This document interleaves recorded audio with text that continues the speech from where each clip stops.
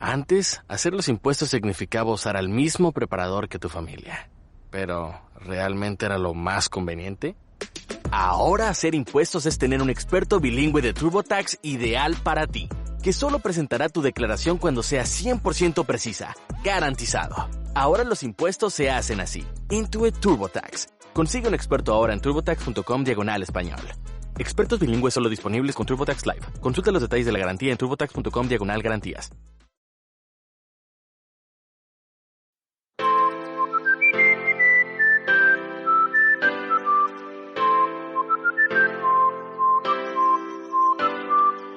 Neuroconciencia, de Fundación AISE.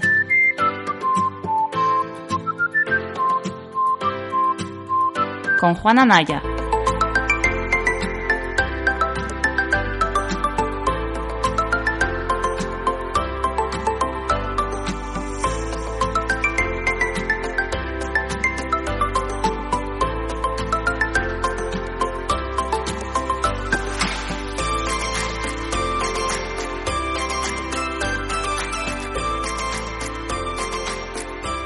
Bienvenida al capítulo 129 del podcast de la Fundación AISE de Neuroconciencia. Hoy acabo de ver que es día 3 de diciembre de 2024. Creo que martes, me parece. Sí, martes.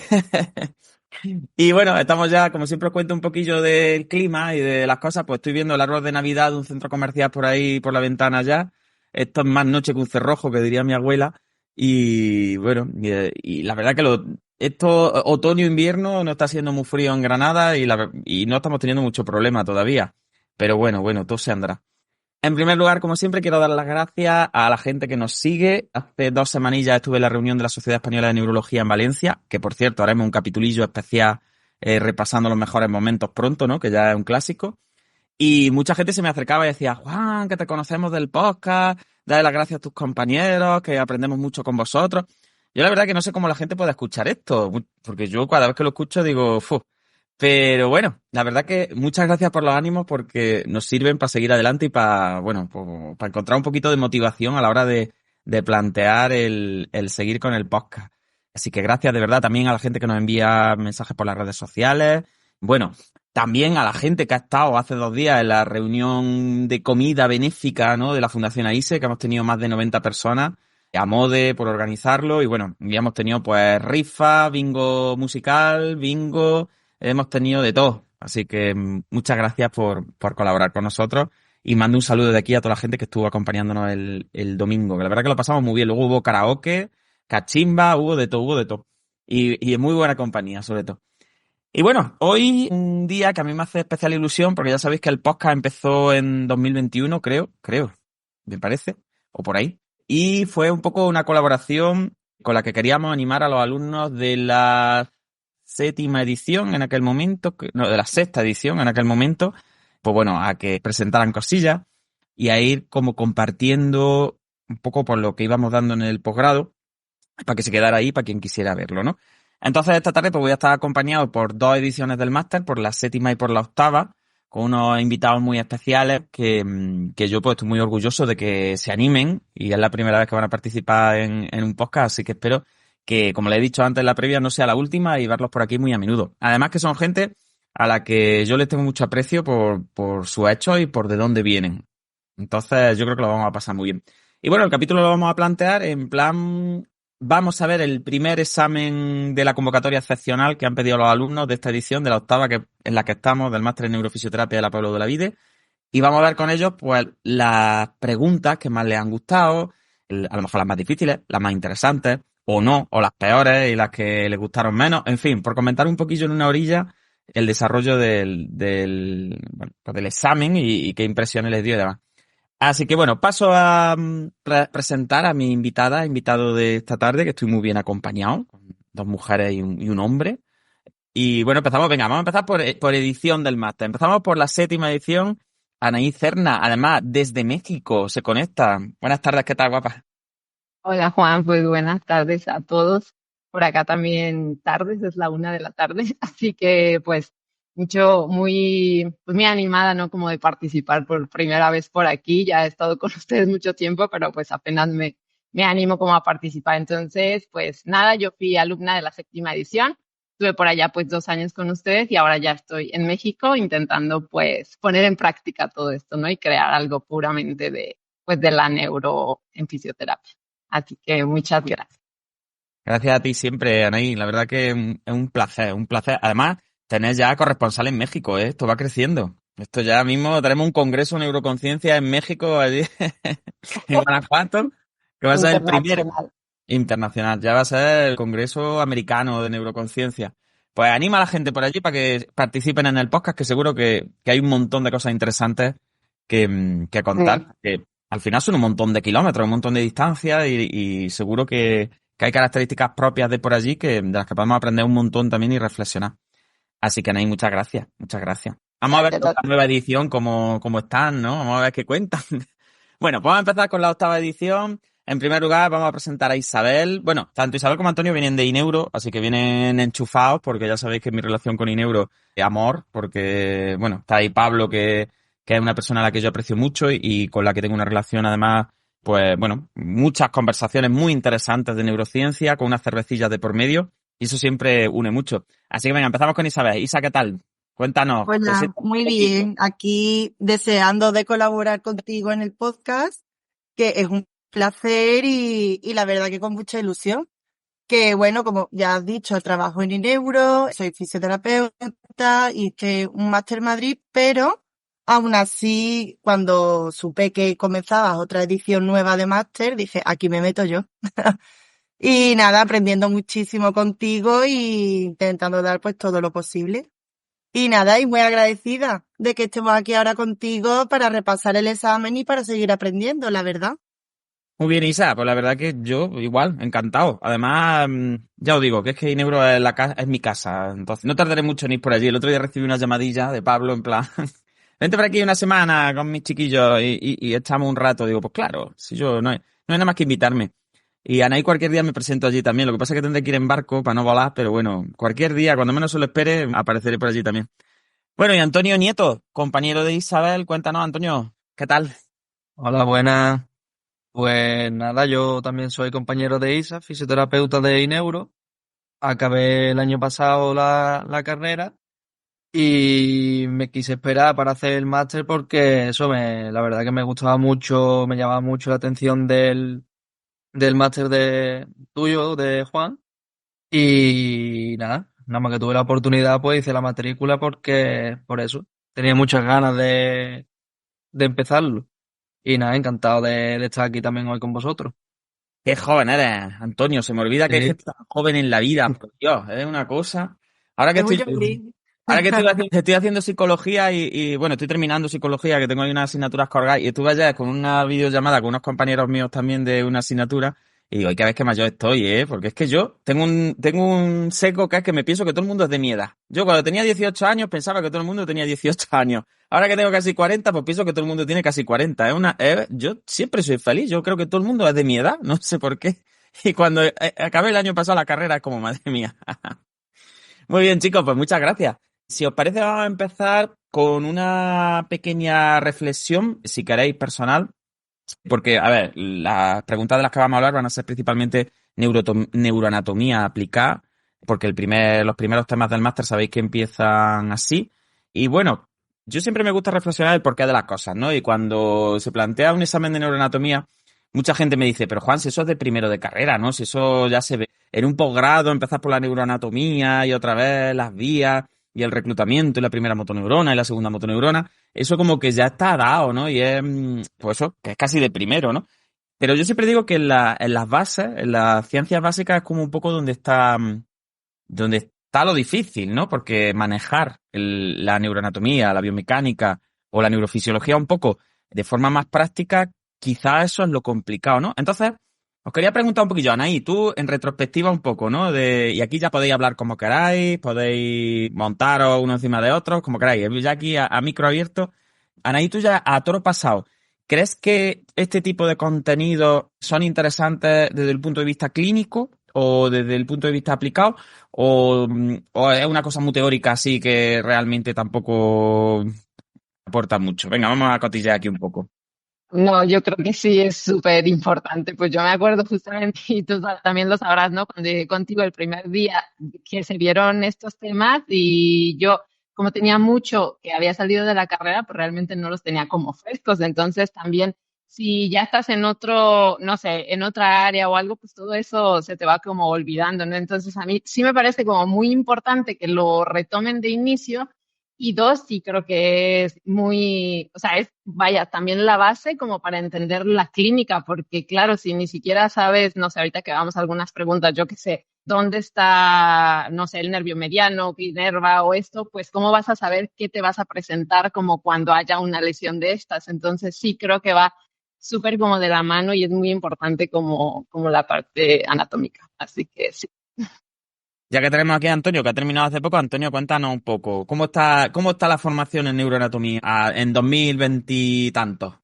Que yo que la anatomía la estudié en 2003, 2004. De todas formas, yo tuve un muy buen profesor de anatomía, que siempre lo digo, que es Miguel Guirao, y fue para mí de las mejores asignaturas con mucha diferencia de la carrera, ¿eh? Pero aún así el pobre no tenía crédito, es decir, no tenía porque tenía que explicarnos el locomotor, no sé cuánto, y darnos, yo me acuerdo que nos daba las clases de nervioso, recuerdo que nos las daba como en horas extras, que sacaba él como decía, bueno, si termináis a las 11, nos quedamos un poquillo más y os explico el sistema nervioso, porque es que yo decía, madre mía.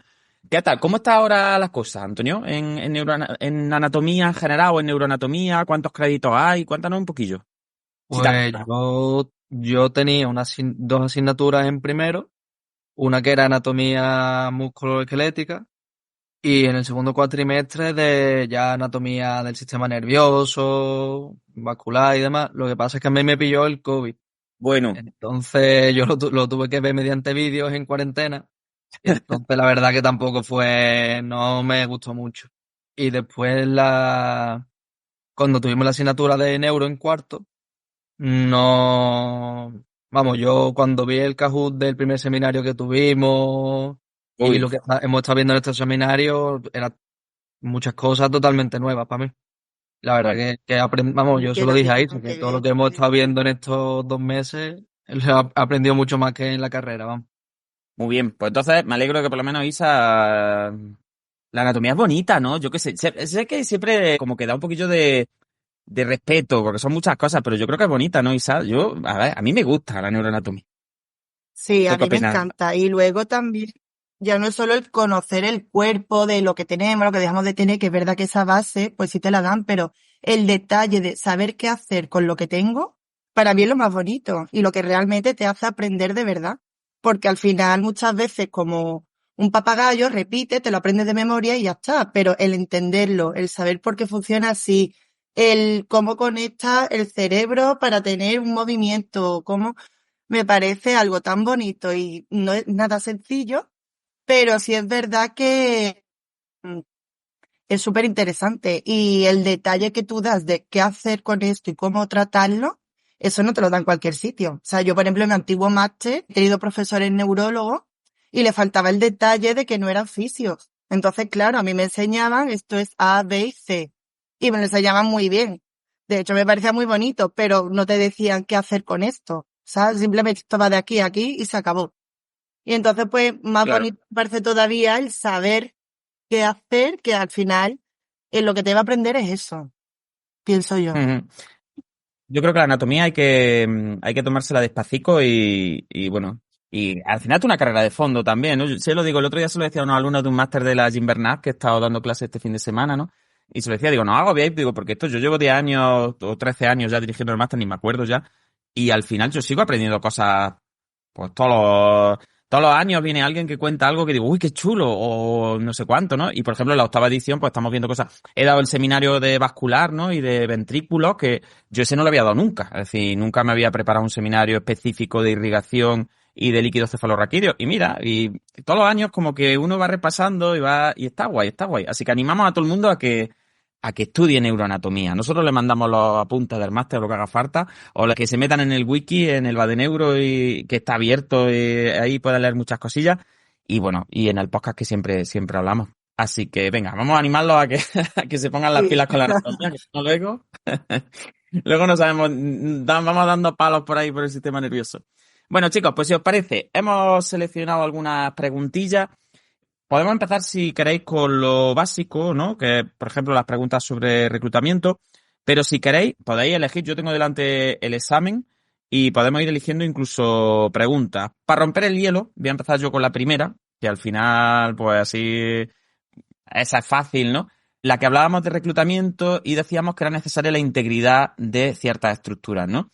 Bueno, pues realmente para que se produzca el reclutamiento, de forma general, ya sabéis que lo que tiene que haber es integridad de las áreas que tienen motoneuronas, de las conexiones que tienen esas áreas con otras motoneuronas o con la fibra muscular y la propia fibra muscular, ¿no? Entonces, claro, yo siempre me gusta decir que en la neurociencia o en la neuroanatomía del reclutamiento hay que hacer primera motoneurona, ¿no? En el área motora primaria, las conexiones de la primera motoneurona con la segunda motoneurona, que van a ser las vías corticoespinal y corticonuclear principalmente.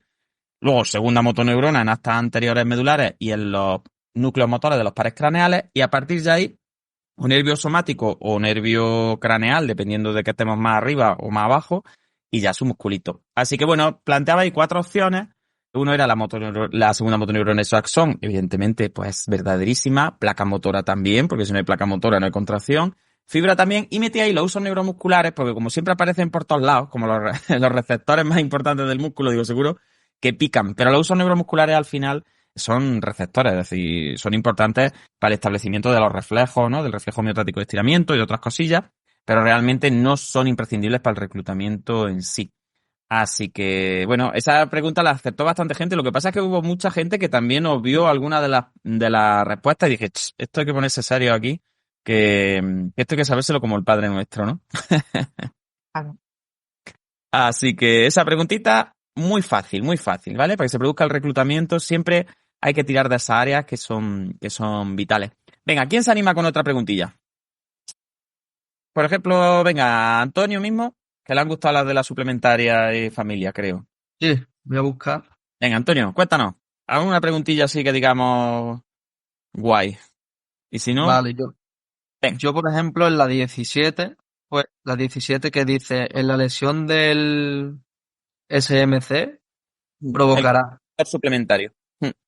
complejo suplementario, provocará, y pone en la opción A, aumento de los movimientos espontáneos, que esto fue la discusión esa que tuvimos al corregirlo, Sí, sí.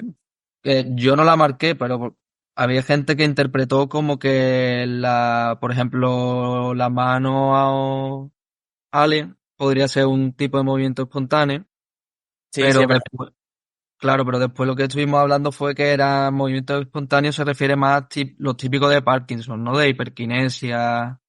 Sí, al contrario, justo, es decir, en Parkinson lo que vamos a tener normalmente son la hipoquinesia y luego tenemos signos negativos globalizados, aunque el temblor del Parkinson siempre también cae en los exámenes, porque como que vemos temblor y muchas veces metes el Parkinson que es hiperkinético o hipokinético y te dicen, no, hiperkinético que tiembla, digo, no, el temblor no se considera hiperquinesia, ¿no? Sí, es verdad que lo que dice Antonio es muy interesante en el sentido de el complejo motor suplementario al final, que es área suplementaria motora, ¿no? La presuplementaria. Y bueno, y se meten ahí los campos oculares también, últimamente ya. Al final provoca signos que son muy mezcladillos, porque tenemos signos que pueden ser de complejo, de total acinesia, de la persona ahí completamente quieta y sin motivación intrínseca. Y luego tenemos conductas de instrumentalización o mano anárquica también algunas veces, ¿no? Sobre todo cuando es la mano izquierda.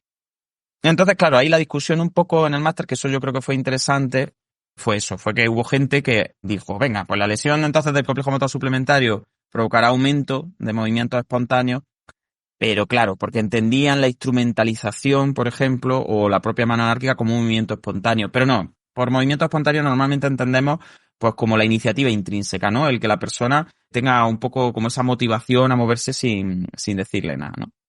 Entonces, por eso, el resto de las funciones, pues más o menos, sí estaban más claras, ¿no? El mutismo acinético, que es un clásico del complejo motor suplementario.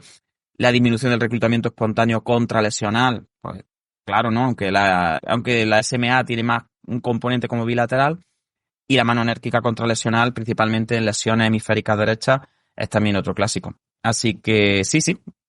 Lo del complejo motor suplementario yo animo, está en el Vadeneuro a que la gente le eche un vistacillo porque no se suele explicar, ¿no? Creo yo. La suplementaria como que no se le da mucha importancia ni en los cursos ni en ni a estas cosas, ¿no? Yo, No, de ni premotora hecho, tampoco. Nada, ni la premotora, ¿no? Es como que esto es lo que nos la motora primaria. yo de hecho era la primera vez que la escuchaba cuando la dimos en el máster, vamos. Pues fijaros, hay un montón de clínicas de suplementaria, porque además, al ser anterior y tener una irrigación un poco distinta, ¿no? Porque está ahí más compensada por la anterior, se ve mucho, y en traumatismo craneoencefálico y tal, estas áreas, que son las que se llaman áreas motoras no primarias, o áreas motoras, ¿no? Dan mucha clínica también, entonces es importante saberlo. Muy bien, venga, a ver, nuestras chicas, ¿qué pregunta elegirían? En plan, si tuvieran que elegir una, para empezar. Yo a lo mejor complementando justo esto, porque a mí, igual que dicen los chicos, pues la verdad que yo tampoco nunca lo había escuchado hasta que estudié contigo el máster. Y a mí me parecía como muy interesante cuando hacías como esta unión de las diferentes estructuras que estaban dentro de la motivación intrínseca y extrínseca y así, ¿no? Que siempre nos hicimos ahí un montón de lío, al menos en mi edición, para entenderlo. Sí, Pero hay una preguntilla que creo que entra un poco eso, que es justo la 15. Entonces, que dice, entre las funciones del complejo motor suplementario destacaremos primera generación e iniciación de movimiento autoiniciado, que es lo de la motivación intrínseca, que pues creo que es como eso, ¿no? O sea, está acomodada. esa es la careta. Luego la otra, pues habla de procesamiento de estímulos visuales en relación a motivación extrínseca, pues no, porque ya no está dentro de la parte extrínseca. ¿No? Y el control inhibitorio en relación a conductas generadas otra vez por motivación extrínseca, creo que tampoco. Y la última es así, no sé, porque dice control volitivo específico de reclutamiento de... Nada. El complejo motor suplementario, en esa pregunta era la generación e iniciación de movimiento autoiniciado, con mucha diferencia. A ver, es verdad que el complejo motor suplementario tiene una parte ocular también, en la que, bueno, hay cierta respuesta también a estímulos visuales, pero es verdad que tienen mucho más que ver de nuevo con motivación intrínseca. También es verdad que yo soy muy pesado con lo de la motivación intrínseca y extrínseca, pero un poco con fines docentes, ¿no? Porque al final me parece interesante, porque muchas veces yo creo que en el mundo de la fisioterapia hemos como priorizado mucho lo que le decimos al paciente que haga, ¿no? Y que todo el paciente lo haga con motivación intrínseca, con el yo, con una modalidad muy explícita de reclutamiento, ¿no? Entonces por eso me gusta como hacer ese eje, ¿no? Ese eje que, como dice Anaí, costó muchas tutorías en la 7ª edición de premotora, cerebelo por un lado, como tirando de la motivación más extrínseca, que no requiere tanto la presencia del yo para generar reclutamiento, y luego pues ese eje un poco de ganglios basales, suplementaria, cíngulo anterior, ¿no? Que es como más desde la motivación, bueno, la que inicia el yo, ¿no? Entonces, es verdad, y siempre lo digo, que luego las cosas en el cerebro, ni en el sistema nervioso en general, no funcionan así de parceladas, ¿no? Pero sí hay como cierta filosofía un poco, ¿no? Y es verdad que esas redes están más relacionadas pues con ser yo capaz de iniciar el movimiento o con que sea un elemento externo el que lo inicie. Entonces yo creo que está guay. Al final te da herramientas, ¿no? Sobre todo te da herramientas para decir, vale, pues si tengo una lesión muy gorda, las redes más extrínsecas, pues como decía Pablo Duque, ¿no? Donde no hay mata, no hay patata, y tendré que tirar más de control intrínseco, y al contrario, ¿no? Si hay como en un Parkinson, por ejemplo, una iniciativa que está por vía intrínseca más tocadilla, pues a lo mejor tengo que compensar por la vía extrínseca, ¿no? Entonces, yo creo que, aunque es una simplificación al final, pero nos da herramientas para plantear el tratamiento. Así que, sí, a mí es una de las cosas que casi siempre explico en neuroanatomía funcional, estas redes, pues porque creo que dan como un puntillo para tener algo que hacer en muchos casos, ¿no? Muy bien, Isa, ¿y tú? ¿Tienes alguna preguntilla así que te haya...? A lo mejor me queréis decir las que nos han gustado, en plan, mira, después esta las fallé. que también hay. Sí, mira, yo voy a seguir el orden de mis compañeros y sigo por la presuplementaria también. Seguimos con la motivación intrínseca, porque ya que estamos hablando de ella. Sí. Y esta pregunta es muy interesante porque pone la área suplementaria muestra una activación intensa en las siguientes situaciones. Sí. Las acciones son desencadenadas por estímulos externos, que esa pues ya sabemos que no. Las acciones son elegidas libremente por el individuo. Esa muchísimo, sí. Esa claramente sí. Y bueno, se ejecuta reclutamiento en modalidad de reflejo-automatismo. Nada. Y en la fase inicial de aprendizaje motor, reclutamiento volitivo voluntario, que En motivación intrínseca, por supuesto que sí. Eso es. Fíjate, aquí está guay. A los estudios, esto Antonio me preguntaba por el foro, ¿no? Que me mandó una ristra de preguntas ahí en el foro, por el tema bueno, un poco la diferencia entre suplementaria, presuplementaria. Al final yo solo los exámenes no los suelo meter como diferenciaciones estrictas, porque al final, bueno, las lesiones suelen ser mucho más gordas y no diferencian tanto. Pero desde el punto de vista como de investigaciones que se han hecho con neuroimagen funcional, ¿no? Pues muy interesante eso, cómo ver cómo conforme nos vamos hacia adelante en el complejo motor suplementario, cuanto menos directrices tiene la persona y más como que se mueve como le apetece, o tú no le das opciones y simplemente le das el objetivo y él elige la estrategia con la que se enfrenta al objetivo, pues eso son activaciones más anteriores, más hacia el prefrontal, ¿no? Más presuplementarias. Y sin embargo, conforme menos elige, pero porque un estímulo externo como que le da el chispazo, pues nos vamos más a premotora, ¿no? Nos vamos un poquillo más para atrás. Entonces, a mí eso me gusta mucho. Me gusta mucho el pensar a ver cómo hasta cosas que tenemos bueno, pues tan así como la voluntad, ¿no? O el que parece que somos nosotros los que elegimos cómo nos movemos y qué queremos hacer, pues hasta eso muchas veces tiene un correlato también en activación de redes, ¿no? De redes funcionales. Entonces eso a mí me gusta mucho. Y luego lo que has comentado de la fase inicial del aprendizaje motor, yo creo que eso también es interesante, ¿no? Como en el adulto es imposible aprender nada sin prestarle atención, ¿no? Y cómo se tiene que producir luego esa magia entre esas fases más iniciales de voluntariedad y cómo nos vamos yendo luego a sin darnos cuenta, dejar de prestarle atención a lo que hacemos porque lo estamos haciendo ya automáticamente, ¿no? Y entonces muchas veces uno piensa, bueno, pero ¿lo hacemos automáticamente porque no le prestamos atención o dejamos de prestarle atención porque lo hacemos automáticamente, ¿no? Y parece que la neurociencia lo que nos dice es que precisamente automatizamos cuando dejamos de prestar atención a tanta atención explícita a lo que hacemos. Así que es una diferenciación muy chula y que yo creo que nos enseña mucho, por lo menos de las últimas cosillas que van saliendo de neuro. Así que muy guay. Me alegro que os gustara el tema de la suplementaria y la premotora porque creo que tiene mucha chicha. Así que venga, Antonio, elígete otra. Yo antes lo que también iba a comentar, porque una cosa que me pareció interesante y que me confundió a mí en el examen, es que la suplementaria, cuando hay una lesión en ella, afecta a ambos lados. Pero siempre hay un hemisferio tiene más predominancia por el lado contrario del cuerpo, ¿no? Claro, fíjate que en las áreas motoras ocurre un poco como en general, incluso en la cognición, ¿no?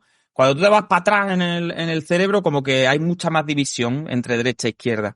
Conforme te vas yendo hacia adelante, como que las funciones son ya como más... Si tú hablas del prefrontal derecho y del prefrontal izquierdo, ya no hay como una división tan gorda entre... Te mandan una parte del cuerpo y el otro en el otro, ¿no? Entonces, en cognición, en el caso de prefrontal, ¿no? Y en el caso de las motoras ocurre igual. Es cierto que la suplementaria tiene una distribución contralateral importante, ¿no? Como ocurre en el resto de las áreas motoras, pero también es verdad que participa en procesos que tienen ya que ver con esquemas de movimiento más complejos, como con partes del movimiento ya que son como más cognitivas, con planificación, con secuencia básica referida al movimiento. Siempre lo digo, ¿no? La suplementaria es como la ejecutiva, entre comillas, sin que me pegue Pablo, del movimiento, ¿no? Refería al reclutamiento. Entonces es verdad que la afectación de una sola suplementaria suele dar un correlato bilateral, no tanto en reclutamiento, porque tienen ya la suplementaria, tengo muy poquitas motoneuronas directamente, ¿no?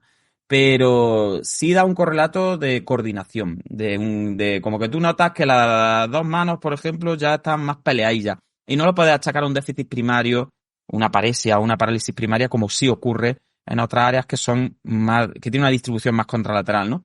Entonces yo siempre digo que desde el área motora primaria, que es marcadamente contralateral, que es como que todo se cruza, conforme nos vamos yendo hacia premotora, que ya lleva algunas de las sinergias de preactivación, por ejemplo, en musculatura que requiere estabilización, y ya suplementaria, que lleva ya como características más cognitivas, intención, motivación, ya se van como difuminando las fronteras esas bilaterales. Entonces es verdad que es interesante, es muy interesante.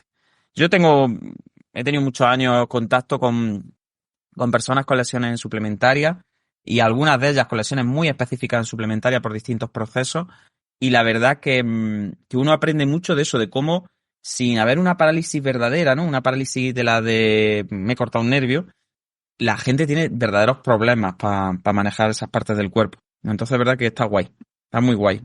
Por el inicio del movimiento, ¿no? Voluntario, al querer realizar algo y no poder.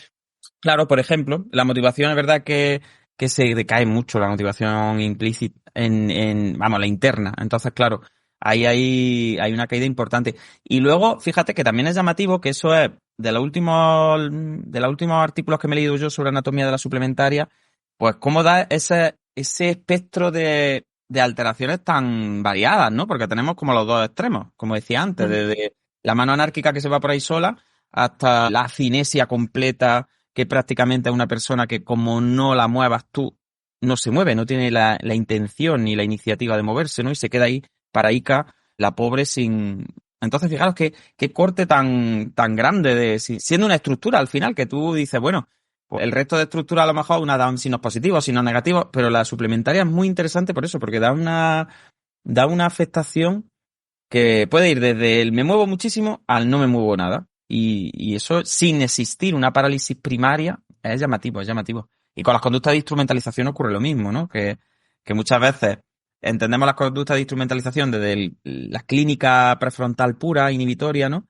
Y más atrás, estas áreas también tienen mucho que ver. De todas formas, es que es verdad que si os fijáis, por cómo está colocada la suplementaria, que estáis ya casi en el surco interhemisférico, está muy cerquita ya de los prefrontales mediales, con lo cual pues es normal que compartan alguna filosofía un poco, ¿no? No hay fronteras estrictas en el encéfalo.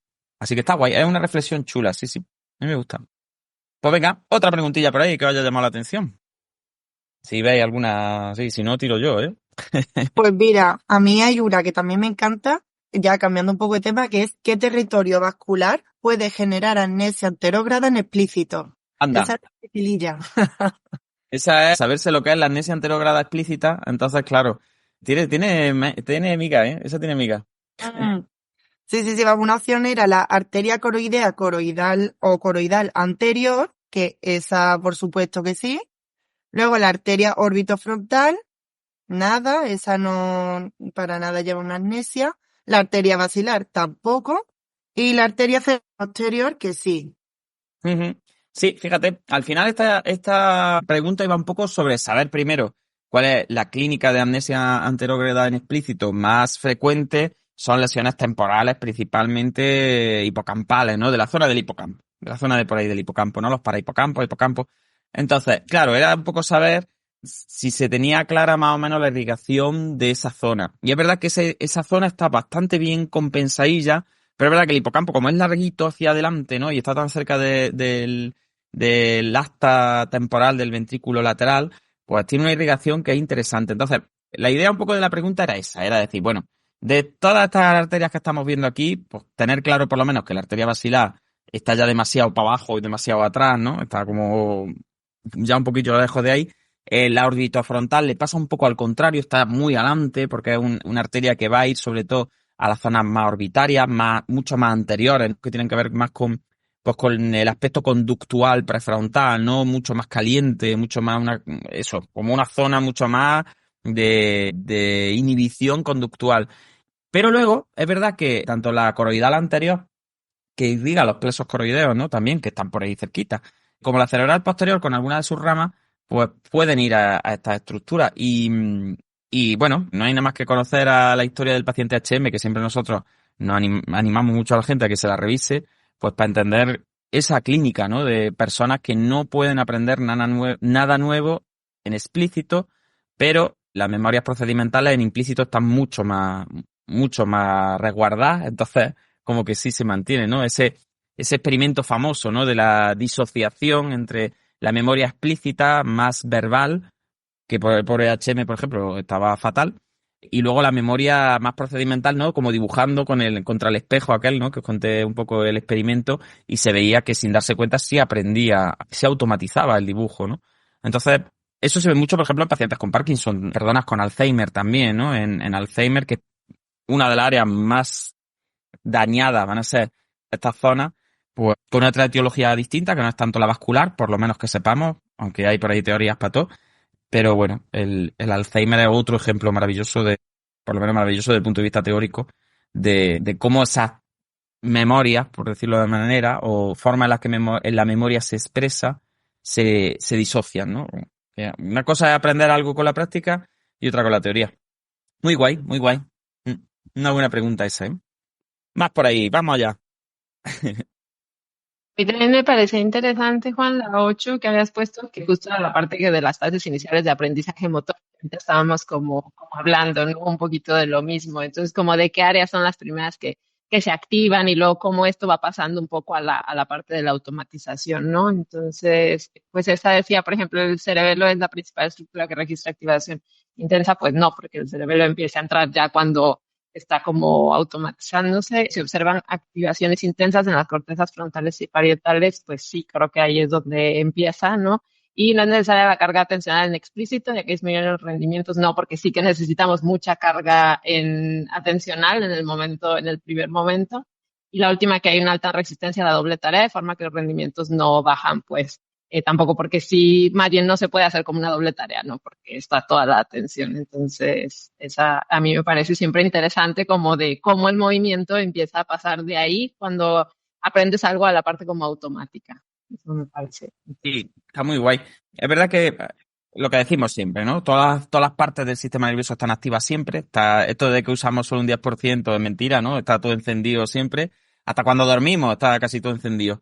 Pero es verdad que es muy chulo ver cuando se hace neuroimagen funcional, como cuando la gente está empezando a aprender algo, como que está mucho más pendiente y por tanto las activaciones frontoparietales son como mucho más importantes, ¿no? Como que esas áreas están sobrecargando y monitorizando y tomando el control consciente de cómo me estoy moviendo, si me estoy moviendo, cómo se supone que me tengo que mover para hacerlo bien, ¿no? Como me han enseñado, si estoy repitiendo lo que me están diciendo igual que lo tengo que repetir, ¿no? Y cómo, conforme vamos progresando, ¿no? Esos ganglios basales y las estructuras subcorticales van detectando patrones, van detectando ahí patrones de repetición y de eliminación y se van generando esos aprendizajes tan fuertes, ¿no? Porque fijaros que la mayoría de los aprendizajes procedimentales siguen una regla, no todos, pero que es como lo de a montar en bicicleta nunca se olvida, a nadar nunca se olvida, ¿no? Y eso es muy interesante, ¿no? Cómo olvidamos mucho más fácilmente lo explícito, ¿no? Y nos podemos olvidar de muchas cosas. Y sin embargo, los aprendizajes procedimentales como que se quedan ahí a fuego, ¿no? Entonces, muy guay. Sí, sí. A mí me interesa mucho eso, como entender que las fases iniciales del aprendizaje hay que estar muy pendiente, hay que tener mucha carga atencional ahí en explícito, pero bueno, que la doble tarea ahí no va a ser posible porque está, pues bueno, todo el que haya aprendido a conducir y haya hecho su primer viaje, ¿no? Lo entiende, ¿no? Lo que se suda y lo que está ahí impuesto que no puedes ni moverte. Y luego cómo todo se facilita tanto, ¿no? Y ya es como que uno va conduciendo o va haciendo lo que sea que ha aprendido, o montando en bicicleta, y parece como si fuera lo más fácil del mundo, ¿no? Entonces es muy guay, es muy chulo. El proceso de automatización me gusta mucho. Y es verdad que en fisio muchas veces, y estas preguntas las suelo poner también, porque yo soy muy de la automatización, llevarse la atención fuera de la tarea y no sé cuánto, pero pasamos como de un extremo a otro, ¿no? Y hay ahora mucho rollo en la fisio con la doble tarea desde el principio, ¿no? Y es como, espérate, chiquillo, si una criaturica con un ictus está aprendiendo a hacer algo, tampoco le metas la doble tarea ahí desde el principio a matar, ¿no? Porque es como si me meten a mí la doble tarea cuando estoy empezando a aprender a conducir el coche. Pues que me acuerdo yo que no podía llevar ni la radio encendida como para meterme una doble tarea, ¿no? Vamos, que es que casi me cabreaba cuando me hablaba el profesor, porque es que me... Entonces, es verdad que pasamos como de un extremo al otro, desde el control explícito de dónde apoya el talón y cuánta flexión de rodilla tiene, ahora desde el inicio doble tarea. Y tampoco hay que darle a la gente un poco el gusto de también poder pasar por esas fases iniciales, ¿no? Muy guay, sí, es muy chula. A mí es que me gusta todo en realidad. A mí hay una cosa también que me llama mucho la atención en relación a eso, es que, por ejemplo, en pacientes con daño cerebeloso, Sí. te dicen que cuando llevan ya un rato caminando, se cansan mucho más que antes de tener la lesión, por ejemplo. Claro. Entonces, eso lo asocia mucho a como ahora en la marcha tienen que estar, debido a ese daño en el cerebelo que participa mucho en la automatización, tienen que tener una marcha mucho más pendiente, con mucha más carga atencional. También eso supone mucho más cansancio a la hora de realizar la tarea. Claro. Eso es interesantísimo porque al final siempre ha sobrevolado el pájaro de la fatiga, ¿no? De la fatiga y la esclerosis múltiple. Y yo recuerdo, yo cuando estudié, en algunos cursos a mí me contaban que con esclerosis múltiple casi que ni se podía hacer ejercicio porque se cansaban, ¿no? Y a mí aquello me parecía una barbaridad porque decía, chiquillo, que una enfermedad que se cansan y no puedan hacer ejercicio, pues que descansen, ¿no? Decía yo. Pero como que nos metían mucho miedo. Y es verdad que el tema de la fatiga, y tú lo comentas muy bien, confundimos muchas veces la fatiga física, y esto, por ejemplo, en Hemispherics es verdad que Javi tiene un capítulo chulísimo sobre fatiga en esclerosis múltiple, que yo siempre se lo recomiendo a todo el mundo, y confundimos mucho la fatiga física por el agotamiento de haber usado el músculo con el cansancio mental también, que muchas veces con las alteraciones en los niveles de activación, que también pueden generar un aumento de la carga, ¿no? Y lo que tú comentas es muy chulo, el cómo una persona cuando está sufriendo o ha sufrido una lesión o está apareciendo una degeneración, ¿no? Que muchas veces en cerebelo también hay muchas enfermedades degenerativas, por desgracia. Pues claro, al final una cosa que tú hacías como beber agua, ¿no? En plan, sin pensarlo, ahora te caes más, tienes que estar más vigilante, tienes más miedo, tienes unas expectativas negativas hacia la ejecución y todo eso hace al final que vayas como andando, como si yo fuera andando por una pista de hielo, ¿no? Que al final recorro 100 metros y me tengo que sentar porque digo, estoy reventado de ahí, que voy cagado, que me voy a caer, que no sé qué, que no sé cuánto, controlando tal. Y yo creo que un poco lo que pasa en esclerosis múltiple muchas veces y en enfermedades cerebelosas también en ataxia, tiene que ver con eso. Y fíjate que yo muchas lesiones que he visto, nombro la esclerosis múltiple porque es como el prototipo de fatiga, ¿no? Tenían que ver con eso también, que tenían lesiones muy en centros de automatización y ocurría eso que tú dices, que yo decía, digo, es que no sé hasta qué punto el hecho de tener que estar pendiente cuando las lesiones son más posteriores y afectan a estas vías, tan pendiente de andar, tan pendiente de levantarse, tan pendiente de no sé cuánto, también se quedan reventaicos. Entonces, es muy guay pensar en esto y decir, bueno, a lo mejor es que no es tanto la carga física lo que le genera el cansancio como el agotamiento cognitivo también y toda esa predicción cerebelosa que tampoco se está produciendo. Así que es muy chulo. Sí, genial. Muy buena reflexión, la verdad que sí. ¿Veis? Es que esto es reflexionar sobre la vida. Muy bien, Isa, cuéntanos, ¿alguna así que hayas visto por ahí? Ya mismo terminamos, si esto está echado ya. Pues, pues mira, vamos a ir una con la premotora, ¿vale? Que vamos a hablar mucho de la suplementaria, pues por cambiar un poco. Venga. En relación a la corteza premotora, ¿cuáles son correctas? Están localizadas en el surco precentral, prerrolando. Nanay. Está, está altamente relacionada con la iniciativa intrínseca implícita, para nada, porque esa es sería la suplementaria. Se activa en referencia al reclutamiento automático frente a estímulos externos, sí. Y su lesión genera inactivación selectiva de reclutamiento volitivo de los dedos. Para nada.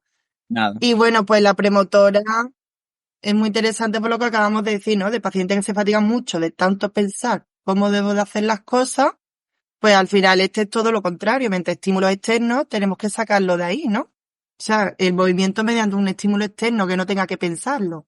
Claro. Siempre va a ir mucho mejor con estímulos externos cuando estas estructuras estén mantenidas. El problema lo tenemos cuando nos cargamos las estructuras anteriores, las motoras intermedias o cerebelo, que justo pasa lo que decía Antonio antes, que claro, si tú te cargas las vías más extrínsecas o las vías de automatización, pues o coges control cortical o te matas. Entonces, claro, el paciente al final, muchas veces, claro, el problema que tenemos es pues que donde no hay mata no hay patata. Y bueno, podemos empezar. Yo siempre digo que hay que ser optimistas, ¿no? Y que si uno tiene una lesión, pues eso, que afecta un poco a la automatización o a las vías más extrínsecas, pues hay que intentarlo, hay que darle un voto de confianza, porque nunca sabemos, esto no son fronteras estrictas, ¿no? Pero claro, si tú ya llevas 2 semanas, 3 semanas, que ves que los rendimientos cuando tiras de explícito no mejoran, que el paciente no automatiza, que tú ves que los aprendizajes se han detenido, aunque los rendimientos no estén siendo malos, pues ya hay un momento que también tienes que decir, bueno, llega un momento que ya lo restitutivo se ha quedado en donde tenía que estar y ahora hay que pasar a compensar. Y entonces muchas veces te tienes que ir a un poco a desplazarte al enfoque contrario. Y eso también hay que explicárselo a los pacientes porque muchas veces no lo entienden, ¿no? Como hasta ahora hemos estado trabajando mediante un enfoque y luego me cambia o hacemos cosas totalmente distintas, ¿no? Pero claro, tienen que entender también que al final nosotros podemos hacer buenas evaluaciones, podemos leer los informes, ver la neuroimagen, el informe de la neuroimagen, pero luego cada persona es un mundo, ¿no? Y con una lesión más todavía. Entonces muchas veces tenemos que probar. Y yo siempre recomiendo probar sobrecargando un poco, trabajando en restitutivo, principalmente en las fases más agudas, pues la función que está más deteriorada, ¿no? Trabajándola con carga. Que sería como, venga, vamos a mandar ejercicios de memoria para un problema de memoria, ¿no? Venga, vamos a hacernos ahí los optimistas y vamos a intentar sobrecargar la función que está deteriorada. Pero creo que el problema muchas veces de los fisios neurológicos es que nos quedamos enganchados en eso, ¿no? Y es como, seguimos trabajando la motivación explícita, por ejemplo, o la reactividad o la automatización en este tipo de lesiones y vemos que el paciente no va y aún así seguimos y seguimos y seguimos. Y es como, no, tira y compensa ya por la otra vía, que se cansará más y que estará el movimiento menos fluido y tal, pero por lo menos podremos sacar un poquito de función, que al final es lo interesante, ¿no? Podremos hacer que el paciente haga cosillas por sí solo. Así que es una reflexión muy, muy chula. A mí me parece muy bien. Muy guay. Cuéntanos ahí, desde México, madre mía. Estoy flipando. No, fue muy interesante todo lo que decimos, porque claro, acordándome de todas las clases y todo lo que das, pues me encanta volverte a escuchar. Y pues bueno, otra que a mí también me parecía como interesante, porque a mí también me costó como entender esta parte de como las lesiones medulares, ¿no? De qué pasaba, como lo que quedaba abajo y arriba y demás, ¿no? Entonces, y una que era la 12 que dice una lesión medular completa C8 en subagudo, podemos encontrar estos signos y entonces aparecía del diafragma, que no tendría por qué, porque eso está inervado más arriba, parálisis de todas las modalidades de reclutamiento por debajo de la lesión, que sí, porque es completa, hiperreflexia osteotendinosa cuadricipital, que sí también, y la atonía de tríceps sural, que no, creo que no. Entonces, a mí lo que me parece interesante de las lesiones era como esa parte, ¿no? De los, ¿cómo le llamabas? Como de la desconexión, ¿no? Que quedaba entre la primera y la segunda motoneurona y así. Pues sí, la verdad que es interesante. Fíjate que en la opción B, que es la parálisis de todas las modalidades de reclutamiento, la cosa es que, claro, aquí siempre hay un debate, ¿no? Porque es como, a ver, Juan, realmente yo siempre digo que no es la lesión medular completa, por ejemplo, aquí estábamos hablando de una C8, ¿no? Claro, siempre dicen, a ver, una lesión medular completa C8 no recluta por debajo de lesión. Y es como, y la persona no, pero sus reflejos sí, ¿no? Que por eso además tiene la hiperreflexia cuadricipital. Sí. Entonces es verdad que ahí, es verdad que depende cómo te lo tomes.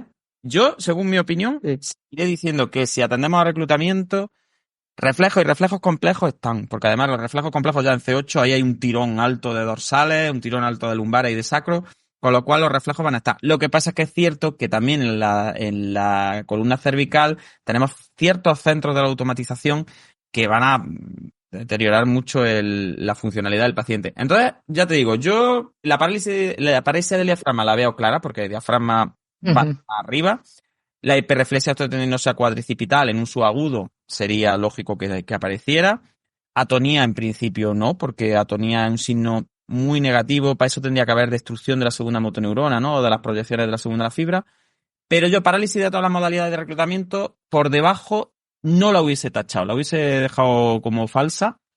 Por eso, por reflejos y reflejos complejos. Porque creo que ahí hay un modo de trabajo en el que muchas veces cuando saca tono, gracias a esos reflejos complejos, bueno, pues por lo menos tiene ahí algo que hacer, ¿no?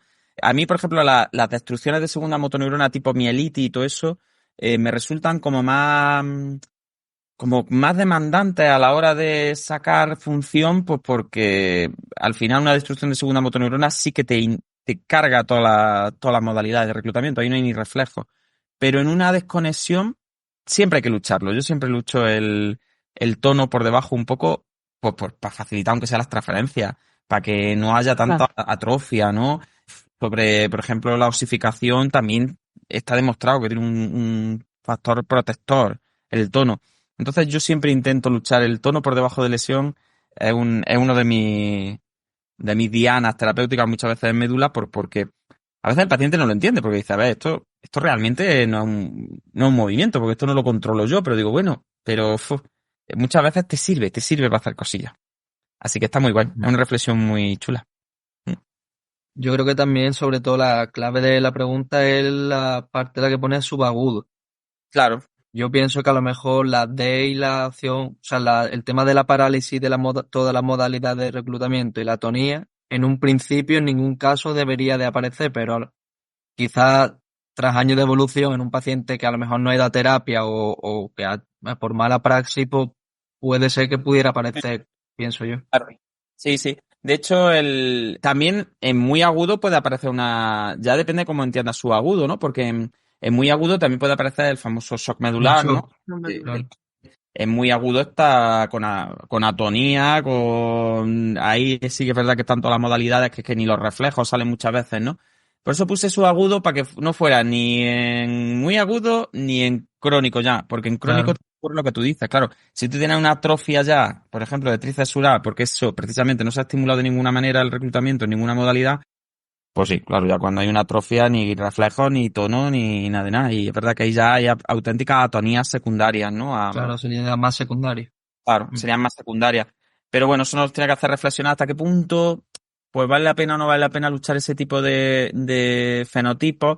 Yo creo que sí, no sé por qué, pero yo creo que no hay que dar nunca A ver, hay que enfatizar sobre todo una lesión completa, el trabajo por encima de lesión. En eso estamos completamente de acuerdo todo el mundo, no hay discusión, ¿no? Por ejemplo, una C8 que va a tener mucho pleso braquial por arriba, pues bueno, pues venga, a matar al pleso braquial ahí como vamos, como si no hubiera un mañana.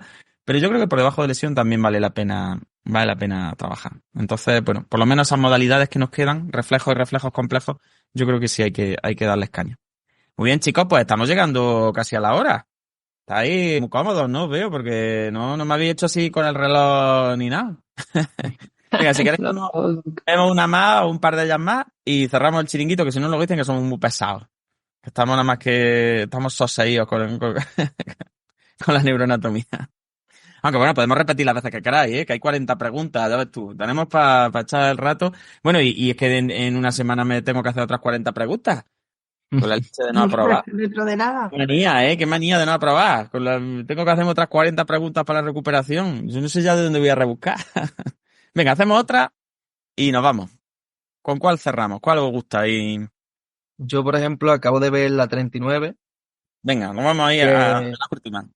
que dice, en una enfermedad de segunda motoneurona central podremos objetivar hipertonía espástica, que sería falso al haber lesión en la segunda motoneurona, así que no hay ningún tipo de reclutamiento.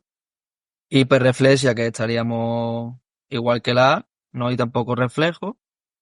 Parálisis global multimodal, que sí sería correcto. Y la C, que sería hipotrofia muscular, que en este caso sí que habría. Sí, efectivamente. Al final, fíjate que segunda motoneurona lleva también parte bueno, sobre todo cuando se afecta a segunda motoneurona es muy fácil que se afecte también un poco de lo que se llama la irradiación segmentaria, ¿no? La inervación segmentaria. Entonces, es verdad que en segunda motoneurona es clásico. De hecho, muchas enfermedades de segunda motoneurona llevan el atrofia, algo relacionado con trofismo, ¿no? El amiotrofismo, porque al final es un signo clásico en el que cuando se destruye la segunda motoneurona se afecta al trofismo muscular y vemos como esos huesos que son mucho más salientes, ¿no? Como esos musculillos que están mucho más chicos, mucho más chupados, que decimos, ¿no? Por ejemplo, en enfermedades que tienen componente de segunda motoneurona como la ELA, ¿no? Que es de primera y segunda, pues es un clásico, ¿no? La hipotrofia, por ejemplo, de las eminencias, de las grandes eminencias de las manos, la tenar y la hipotenar, es un signo clásico. Y la parálisis global multimodal, por desgracia, también. Es verdad que si nos cargamos la segunda motoneurona, no estamos cargando los ejecutores. O sea, estamos cargándonos quien tiene al músculo cogido del cuello y le puede decir contráete, ¿no? Entonces, si matamos a la segunda motoneurona, desde luego que signos positivos no van a aparecer. Y me gusta siempre poner este tipo de preguntas por eso, ¿no? Para que diferenciemos entre enfermedades de segunda motoneurona más puras, como sería, por ejemplo, la AME, y la ELA, que tiene primera y segunda. Porque muchas veces me dicen los alumnos, bueno, pero Juan, en una ELA yo he visto espasticidad. Digo, claro que sí, en una ELA puede haber hiperreflexia. Porque, claro, en la ELA tenemos las dos cosas. Y la hiperreflexia a la vez por las segundas motoneuronas que no están muertas y que están desconectadas, ¿no? Entonces, puedes tener mezcla de signos de primera y de segunda. Puedes tener, por ejemplo, yo veo pacientes todos los días con hipotrofias brutales en miembros superiores, que aún así mantienen todavía parte de reclutamiento en modalidades voluntarias, Y sin embargo, miembros inferiores mucho más tónicos y ya con motoneuronas que están más desconectadas de las de arriba, pero que son capaces de generar reclutamiento todavía. Entonces, en el caso de la ELA, que es una enfermedad que tiene una variabilidad en la presentación y en la forma de evolución y que es muy interesante de estudiar porque tienes de todo lo que puede haber en reclutamiento, primera motoneurona, segunda motoneurona, signos negativos en trofismo, signos positivos en reflejos. Entonces es verdad, pero bueno, lo importante es entender el mecanismo que hay debajo, pues para que nos cuadren las cosas, ¿no? Así que sí, esta es una forma bonita. Y bueno, lo de la segunda motoneurona de origen central, que dirá la gente, bueno, claro, Juan, las enfermedades de segunda motoneurona son centrales. Claro, yo siempre pongo las aclaraciones así, porque algunas veces he tenido algún alumno que me ha dicho, bueno, Juan, ¿y entonces una lesión periférica no es una lesión de segunda motoneurona? Y yo, hombre, sí, realmente sí. O sea, claro, te estás cargando las proyecciones de la segunda motoneurona al músculo, ¿no? Que van por el nervio. Pero claro, por convención un poco, cuando hablamos de enfermedad de segunda motoneurona, nos referimos a las enfermedades que se cargan la segunda motoneurona como por un proceso, pues normalmente que suele ser eso, una muerte neuronal por acúmulo de sustancias o por una apoptosis, que no es como, bueno, como me cargo el nervio porque es el propio nervio como estructura el que está siendo dañado, ¿no? Bien sea porque me lo seccione o bien sea porque tengo una demielinizante o por lo que sea, ¿no? Entonces es verdad que por eso pongo muchas veces como el componente central, ¿no? Lo que hay por dentro del hueso de la segunda motoneurona, pero eso ya cogésela con papel de fumar, también os lo digo, ¿eh? Que si digo nada más que segunda motoneurona, se podía haber entendido. Eso, Además, en los exámenes es verdad que siempre digo, no le echéis muchas cuentas a las aclaraciones, que algunas veces lían más que aclaran. Isa. no, algo muy interesante de la segunda motoneurona, que a diferencia también del periférico, ¿no? De la periferia, sería que la sensibilidad queda intacta. Que Sí, en sí. cambio en periférico, ¿no? En periférico te lo cargas todo. Sí, sí. Eso Pero, es verdad que muchas veces ocurre como con las parálisis faciales, ¿no? Que uno se piensa que lo mejor es mejor, ¿no? Es como tú le dices a alguien, ¿no? Por sentido común. Si tienes una pérdida de fuerza en las manos, ¿qué prefieres? ¿Tener sensibilidad o no tenerla? Y es como, sería como, hombre, pues yo prefiero tenerla. Y digo, clínicamente a mí me preocupan mucho más las pérdidas de fuerza en las manos, ¿no? Cuando viene el paciente y dice, se me cae todo, no sé cuánto, fíjate, se me está chupando las manos, ¿no? Como que parece que se me están quedando las manos sin fuerza, no sé cuánto, y le hace una exploración de sensibilidad analítica y da perfecto. Porque claro, un túnel carpiano, como siempre digo, ¿no? O cualquier problema periférico o cervical, incluso muchas veces del propio plexo cervical y tal, pues te puede dar los hormigueos, te puede dar la pérdida de fuerza y tal, y la sensibilidad también se afecta. Pero en las enfermedades de motoneurona es verdad que es que son unas enfermedades muy terribles, entonces la sensibilidad se queda limpia porque se carga específicamente el componente motor. Entonces es verdad que es un buen signo a la hora de diferenciar entre el componente más periférico de la segunda motoneurona y el componente más central. Sí. Así que bueno, chicos, os veo muy cómodos, pero nos vamos a ir, que aquí la gente querrá irse a acostarse. ¿Qué tal? ¿Qué os ha parecido esta primera? Había empezado como más titubeante, no sé cuánto, pero luego estáis viniendo arriba. Vamos a tener que hacer una segunda parte o algo porque os veo que estáis ganando. no nos ha dado tiempo a hacer las 20 preguntas. ¿Qué va? O sea que esto es siempre, sí, siempre. Es como vamos a revisar un artículo y revisamos dos folios de un artículo. Esto es una pena. Aquí hay que venir sin prisa, hay que venir como a lo que caiga. A mí me ha La encantado segunda parte, porque, ¿eh? sí, Yo, sí, además que me ha servido de repaso, vamos, o sea, hemos claro, dado si un esto, repaso a todo. esto al final es una tutoría, pero para la gente, para el mundo, para todo el que quiera. Bueno, queridas, pues muchas gracias, de verdad, Anaí, ¿te lo has pasado bien? ¿Has visto? Esto Sí, muy bien, la verdad, Juan. A mí me sirvió muchísimo también para repasar, porque digo, veré a ver si sí aprendí en verdad. Entonces me puse a repasar el examen, entonces estarlo viendo y decir, uy, esto a lo mejor no me acuerdo muy bien y me sirve muchísimo. Vamos, es muy usarlo. guay. Muy guay. Y A que mí me me pasa encanta. que mientras ellos estaban haciendo el examen y mira que lo había puesto yo, pero lo voy haciendo como diciendo, venga, a ver si el razonamiento me he equivocado o lo he... Y es guay, ¿no? El ir refrescando. Yo creo que estas cosillas son las que hacen que no se te olviden las cosas, ¿no? Y que las tengas como íntegras. Así que, Antonio, ¿te las has pasado bien también? Sí, sí, la verdad que sí. Al principio más nerviosillo, pero ya después muy bien. Al final Bien. charlando y todo, pues te entretiene y la verdad que es muy bien, muy interesante. Qué guay. Pues nada, yo emplazo a que si queréis seguir, pues seguimos. Tenemos un montón de preguntas y luego tenemos la semana que viene otro que encima lleva neuroimagen. O sea que, aquí, bueno, para exámenes vais a hacer, vamos, todo lo que queráis. Bueno, queridos, pues muchas gracias y nos vamos a despedir de la gente. Como siempre, pues nos podéis seguir en redes sociales.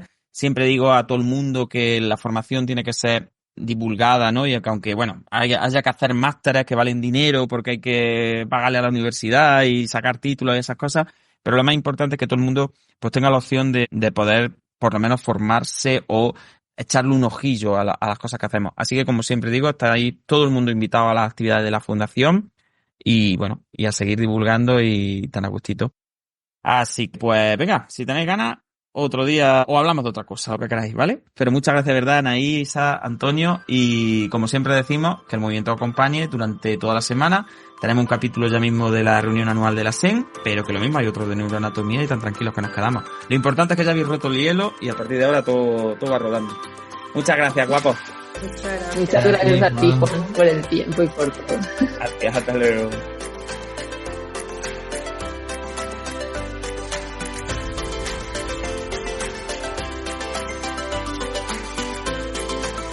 Neuroconciencia, del caos a la sinergia.